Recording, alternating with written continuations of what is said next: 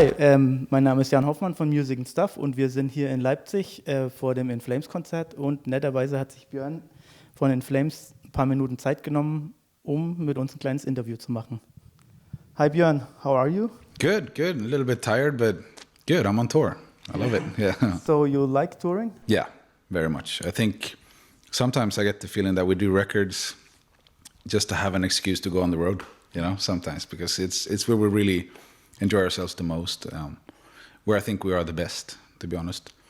And it's a chance to meet a lot of friends, like the touring package we have now with While She Sleeps, Woven War, and Papa Roach, people that we knew, most of them we knew before. And it's a good opportunity to hang out. Yeah, so it's not that when you're in studio you miss the road, and when you're on the road you start missing the studio? I don't really miss the studio.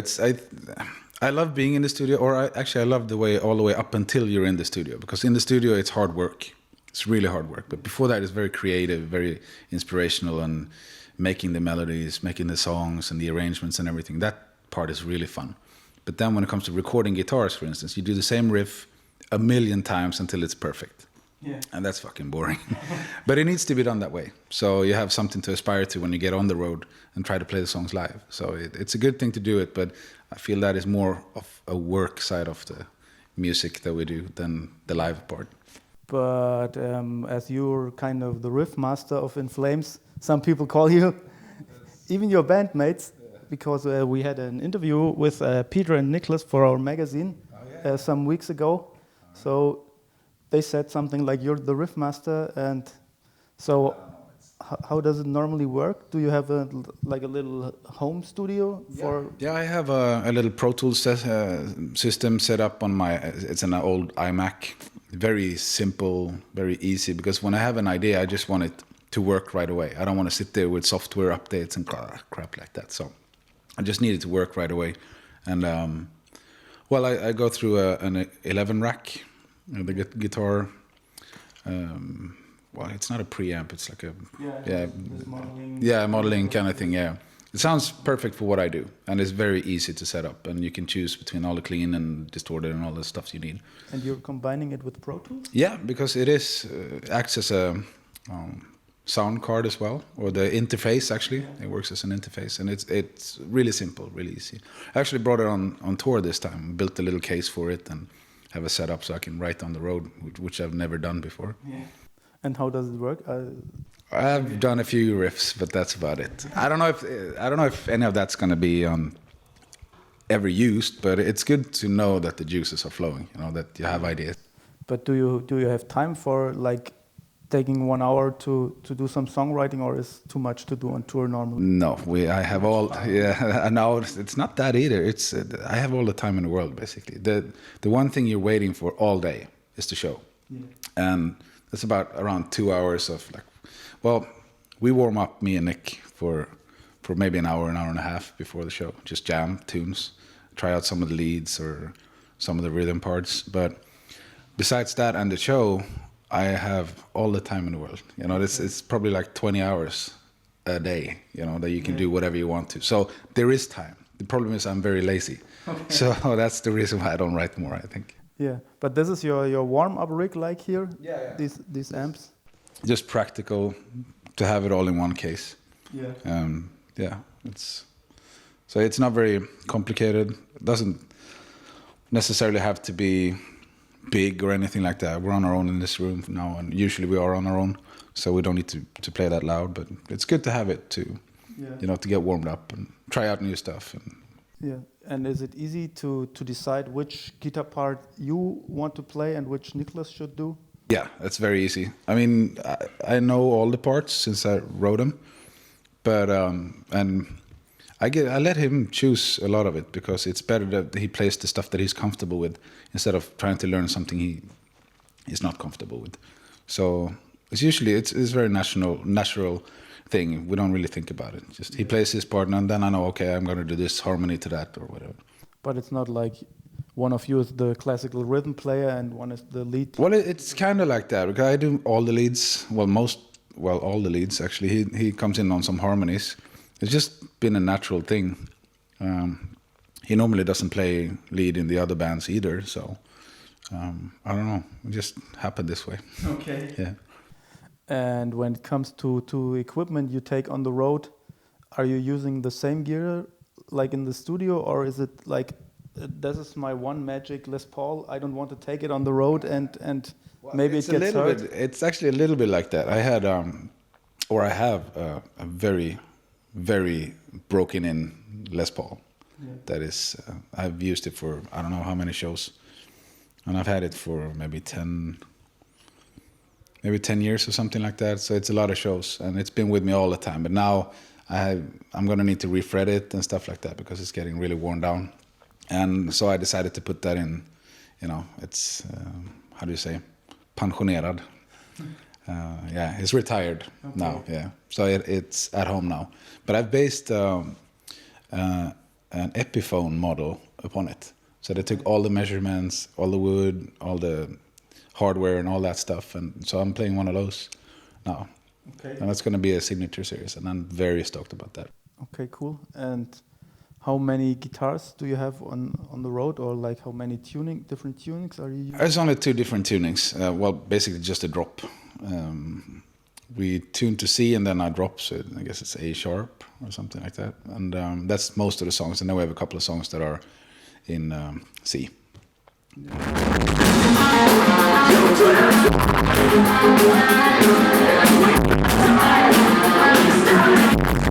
So that's easy. I do that myself. But I actually bring 4 guitars this tour. I normally never do that. Okay. I said, no, I don't need it.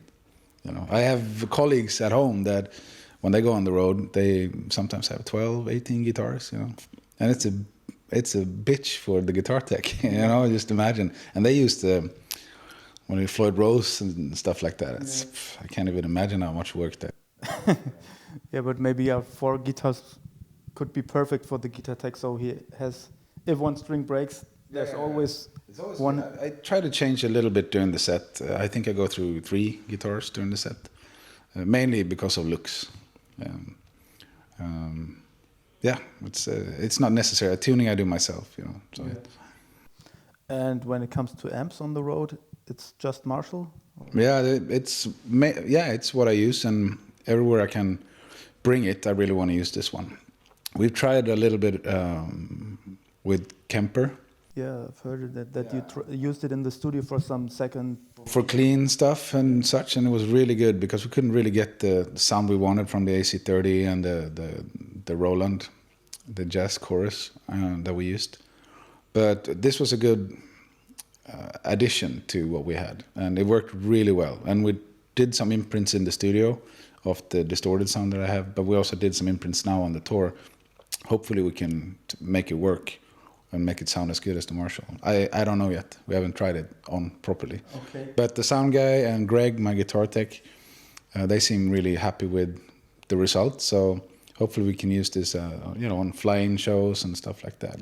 Yeah, but would you say you would still prefer using a tube amp just for the feeling? Yeah, always. I mean, I say always now, but wait until I've tried it first. But I think the combination of a Les Paul and a Marshall amp, it's the perfect marriage. Yeah. That is classic, very classic. That's what Slash told us in the interview we did with him for our magazine too. But it's just magic. It's he just needs a Les Paul and a Marshall and a Shure microphone in front of it, and that's everything he needs. Like a 57 or something in front of it, yeah. And a wah pedal, I like that too. Yeah, the Q95, that's awesome. But do you remember when you realized that EMGs are your pickup of choice, because that's not really classical Les Paul? No, it's not, definitely not. But when I got one of my first guitars, an old Yamaha guitar, it had this one single coil pickup in it. I couldn't afford anything, obviously, but so the guitar was really cheap and really shitty. And a friend of mine worked in a music store, and he said, "Dude, you got to check this out. This 81. This is the metal mic you're out. Yeah, the metal pickup you're looking for." And that's a humbucker. So I had to go home and do some woodwork on my guitar and try to fit it in there and get all the wiring right. And when I did, I was amazed. Yeah. And I've used it since, because a lot of times when you come to festivals or certain venues, when it's kind of punk rock, or you never know what kind of power you're going to have, so the amp might not respond the way you want it to, then it's good to have the extra energy from the mic, from the pickup. Yeah. And so it's been a companion for a very long time. I know it so well now. It's not very dynamic. I mean, you can probably string one of these tables and put an EMG in there and make it sound pretty good. Yeah. You know, but it's perfect for me. Yeah, and coming back to amps and being on the stage, do you need or can you still feel the sound from the amp and the power from the amp, or are they somewhere behind and you just have in-ear monitoring? Yeah, we have in-ear monitors, but obviously you need to have the air needs to be pushed too to have a good feeling. It took me many years to understand and appreciate in-ear monitoring. I fucking hated it in the beginning. I really, really hated it because it was nothing anywhere near what came out of the amp or the speaker. Yeah. But we have really good monitor guy, a really good guy now that knows exactly how it's supposed to be. So we have ISO cabs. I think Greg's going to show you all that stuff later on, so you get to see exactly what it is. And it's Box of Doom, they're called. It's really, really cool. Very smart setup and everything. So we do those. And I still have a 4x12 on the side, so I can hear what's going on if there's something, you know. Just a little bit for feedback and stuff like that. If I want to have a little bit of that, it's there. Also, maybe because you don't trust 100% on the in-ear monitoring, so that you have some. Well, I do nowadays. Nowadays I do. In the beginning, was, as I said, I really hated it. But having the same guy all the time, it's easy to communicate with him, and he knows what I like and what I need. And Greg, my guitar guy, he's amazing with that. He has the same listening as I have, so he knows exactly if something's wrong. He just tells the monitor guy. I don't even need to talk during the show, which is really, it's comfortable. You know? Yeah.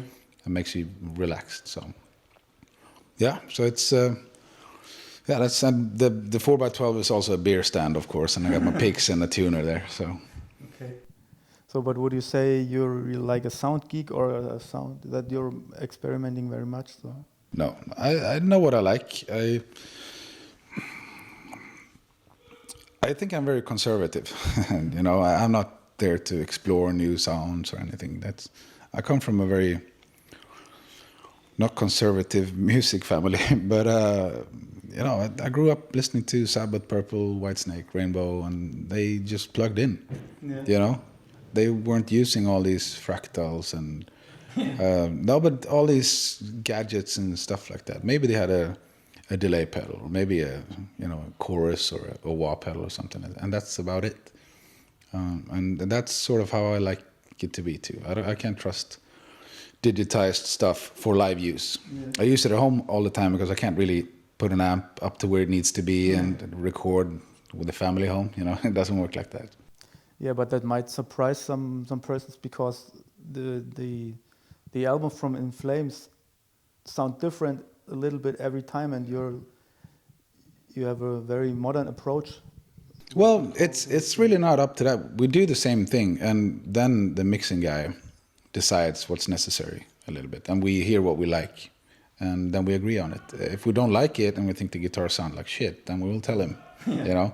But sometimes it's a matter of him finding the right frequencies to cut out or to add, to get it working with the bass and the drums and the vocals and everything. So, but we do a couple of dubs and everything in the studio too to make it a little bit fatter.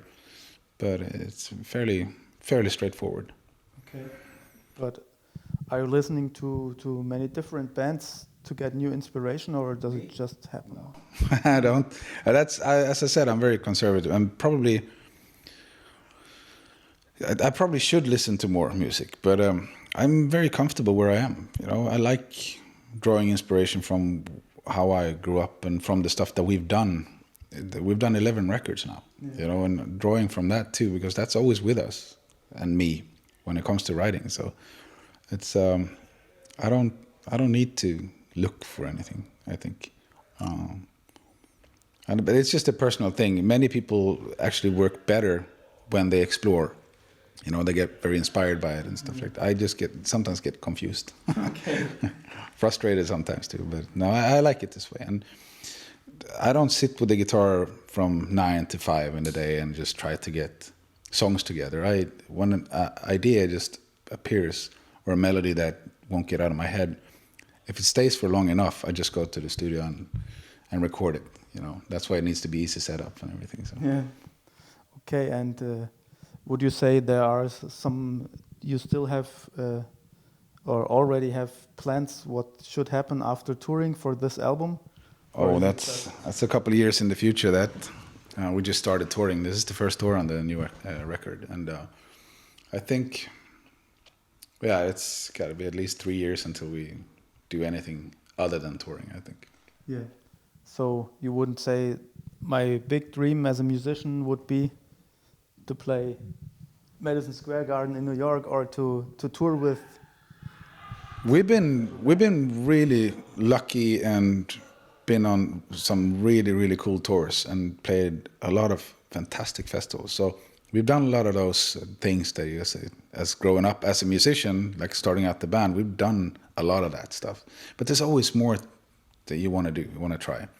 And I mean, Madison, of course, that's a crazy idea right now, but who knows? Yeah. And another thing is that I think that what we're doing right now, we're doing it for ourselves, all our really good friends. We love touring, and if that feeling can continue, that is a goal too, to continue doing this for a long time. That's actually something that you didn't think about in the beginning because you think you could live and play as a band forever, but then we've lost a few members during the years. Yeah. So keeping this setup together would be amazing. Yeah. But you're not like fearful of, when I will be 60, it might be hard. No, fucking look at Motorhead or there's so many bands that they rock the shit out of you still. And I mean, no, I'm not afraid of that. I don't plan on touring until I'm 90. That might be tough, having all sorts of ailments by then. And who knows? I mean, I just want to do this while I still think it's fun, and I love this more than ever. It's the same passion. We have the same fun, especially on stage, that we had when we started out.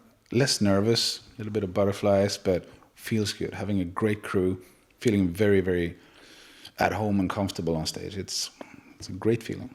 Okay, that sounds amazing. Yeah, so I wish you, besides this concert tonight, another funny 20 years with In Flames. That would be great.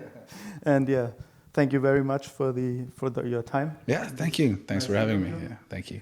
Das war Music and Stuff vor dem In Flames Konzert in Leipzig. Viel Spaß mit dem Interview und wir sehen uns.